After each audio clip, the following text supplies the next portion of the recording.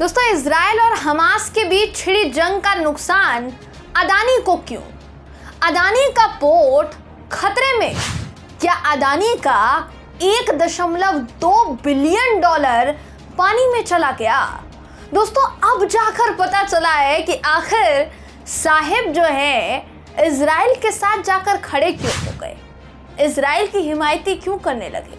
क्योंकि जिनको मित्र कहा जाता है, जिनके साथ रिश्ते पर सवाल खड़े होते हैं मोदी जी के, अब इजराइल पर हो रहा हमला उसी मित्र का नुकसान करवा सकता है।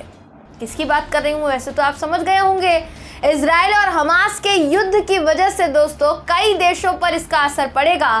कई देशों के अलावा हमारे देश पर भी असर पड़ेगा, लेकिन पूरे देश की जनता पर नहीं, एक बड़े उद्योगपति पर असर पड़ेगा। ऐसा वैसा असर नहीं, बल्कि अडानी जी का भारी नुकसान हो सकता है।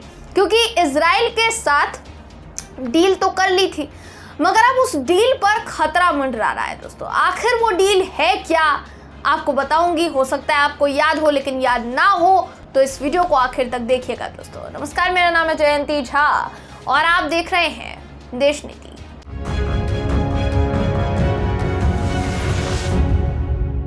देश नीति, केवल सच्ची और पक्की खबरें। दोस्तों, इजराइल पर हमास ने जो हमला किया है, उस हमले की वजह से अडानी को भारी नुकसान हो सकता है, या आप कह लीजिए कि उस नुकसान की शुरुआत जो है वो हो चुकी है।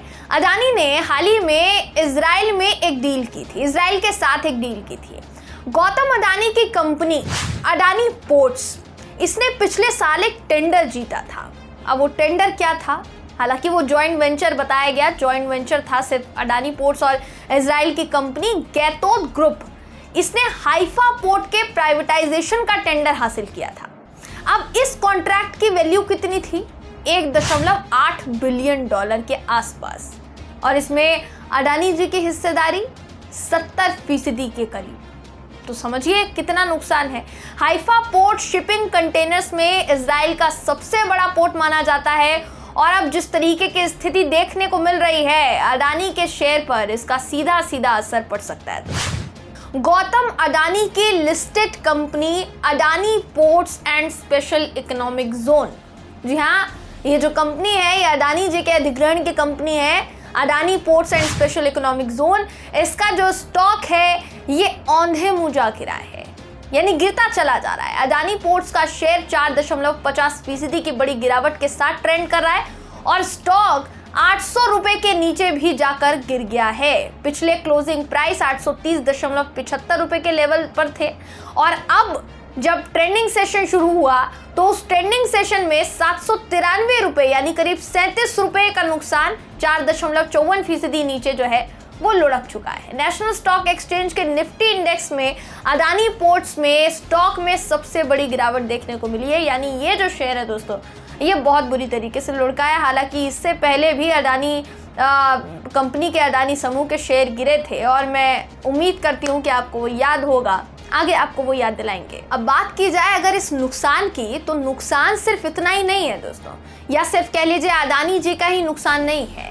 इसके अलावा अभी G20 सम्मेलन हुआ था भारत में। रेलवे कॉरिडोर बनाने की घोषणा हुई थी, जिसे India middle east Europe corridor भी कहा गया। इस कॉरिडोर को इजराइल से होकर गुजारने का प्लान बनाया गया था। G20 की न्यूज के बाद रेलवे शेयर्स में काफी तेजी आई थी।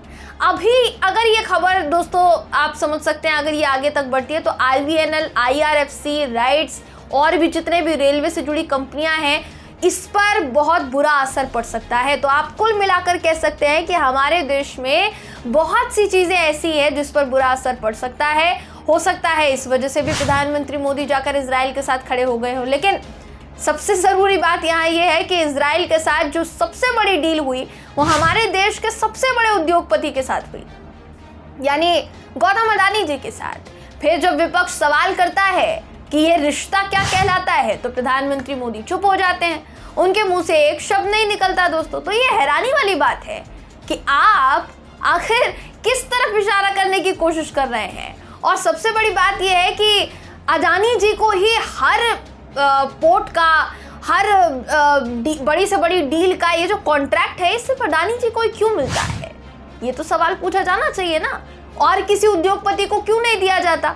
और किसी कंपनी को क्यों नहीं दिया जाता, सिर्फ अडानी जी को ही क्यों दिया जाता है? इसलिए राहुल गांधी बार बार पूछते हैं कि अडानी जी और मोदी जी के बीच आखिर रिश्ता क्या है, बताएंगे कब? प्रधानमंत्री मोदी इस पर चुप्पी कब तोड़ेंगे, ये बड़ा सवाल है दोस्तों। फिलहाल देखिए, अगर अडानी जी की बात की जाए तो जैसा मैंने थोड़ी देर पहले कहा कि उनके जो शेयर्स में गिरावट आई है ये पहली दफा नहीं है। हिंडनबर्ग की रिपोर्ट आपको अच्छी तरीके से याद होगी। हिंडनबर्ग की एक रिपोर्ट से इतना तहलका मचा था कि अडानी जी के कंपनी के जो शेयर्स हैं दोस्तों लगातार लुढ़कते चले जा रहे थे और इतने ज़्यादा लुढ़के कि इनका खुद का रैंक दुनिया के सबसे अमीर उद्योगपतियों में सबसे नीचे जाकर गिर गया था। तो वो दौर भी अडानी जी ने देख ही लिया है। अब दोबारा यहाँ जो डील है वो बहुत महंगी पड़ गई है, वैसे ही महंगी थी और ज़्यादा महंगी पड़ गई है। आगे जाकर कितना नुकसान होता है, क्योंकि इजराइल और हमास के बीच में जो युद्ध है दोस्तों वो बढ़ता चला जा रहा है।